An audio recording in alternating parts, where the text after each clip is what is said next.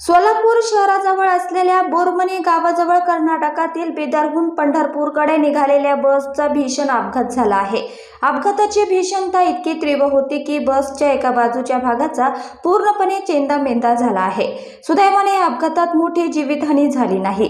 16 प्रवासी जखमी झाले असून 6 प्रवासी गंभीर जखमी आहे। सोलापूरच्या शासकीय रुग्णालयात काही प्रवाशांना उपचारासाठी दाखल करण्यात आलं आहे। जखमी प्रवाशांमध्ये बिदर, तुळजापूर आणि सोलापूरचे प्रवासी आहे। काही प्रवासी खासगी दवाखान्यात उपचारासाठी दाखल झाले आहे। कर्नाटक राज्यातील बिदरहून पंढरपूरकडे जाणाऱ्या बसला ट्रकने जोरदार धडक दिली, त्यामध्ये बसमधील प्रवाशांना गंभीर दुखापत झाली आहे। अपघाताची माहिती मिळताच स्थानिकांनी घटनास्थळी धाव घेतली। अपघात एवढा भीषण होता की बसचा एक भाग पूर्णपणे उघडा पडला आहे। या अपघातात 16 प्रवासी जखमी झाले असून यातील 6 जणांची प्रकृती गंभीर असल्याची प्राथमिक माहिती मिळाली आहे।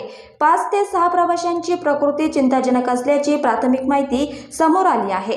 तसंच हे प्रवासी पंढरपूरला दर्शनाला जात असल्याचं सांगण्यात येत आहे।